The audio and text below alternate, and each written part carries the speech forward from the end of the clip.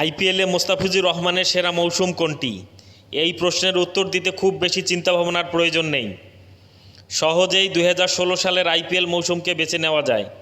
সেবার সানরাইজ হায়দ্রাবাদের হয়ে মোস্তাফিজ যা করেছেন সেটা যে কোনো পেসারের জন্য স্বপ্নের। ঠিক তেমন না হলেও এবারের চেন্নাই সুপার কিংসের হয়ে মোস্তাফিজ বেশ কার্যকর।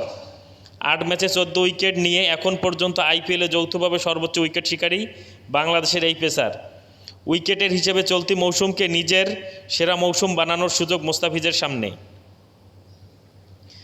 2016 সালের সানরাইজ হায়দ্রাবাদের হয়ে 16 ম্যাচে 17 উইকেট নিয়েছেন মোস্তাফিজ। অর্থাৎ 17 উইকেট ছুঁতে এবার প্রয়োজন মাত্র 3 উইকেট, ছাড়িয়ে যেতে প্রয়োজন 4টি।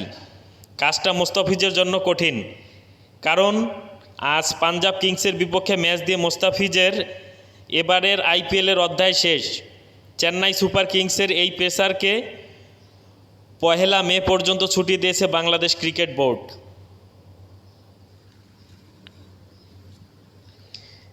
টি-20 ক্রিকেটে এক ম্যাচে 3-4 উইকেট নেওয়া বেশ কঠিন, তবে খেলাটা চেন্নাই হয়ে কিছুটা আশা দেখতে পারে মোস্তাফিজ ভক্তরা। এবারের মৌসুমে 5 ম্যাচ খেলে চেন্নাইয়ের এমএ চিদাম্বারাম স্টেডিয়ামে 11 উইকেট নিয়েছে মোস্তাফিজ। সর্বশেষ ম্যাচে উইকেট নিয়েছে 2টি। তবে চেন্নাইয়ের সর্বশেষ 2 ম্যাচে 200-র বেশি রান হয়েছে। শিশিরের কারণে পরে বোলিং করা দলের পারফরম্যান্স কার্যকারিতা কমে যায় অনেকটা। মোস্তাফিজের চেন্নাই সর্বশেষ 2 ম্যাচেই পরে বোলিং করেছে। সে যাই হোক, এবারের মৌসুমে মোস্তাফিজের পারফরম্যান্স সন্তুষ্টির কথা জানিয়েছে চেন্নাইয়ের প্রধান কোচ স্টিফেন ফ্লেমিং। মোস্তাফিজ অসাধারণ করেছে, ওর বোলিংয়ের জন্য আদর্শ নয় এমন জায়গাতেও উইকেটে অনেক গতি ছিল। শিশির তো আছেই, ও যেভাবে মানিয়ে নিয়েছে তা দুর্দান্ত। আমরা জানি আন্তর্জাতিক ম্যাচ খেলার দায়িত্ব সবার আগে, কিন্তু আমাদের দলে ও দারুণ এক সংযোজন ছিল।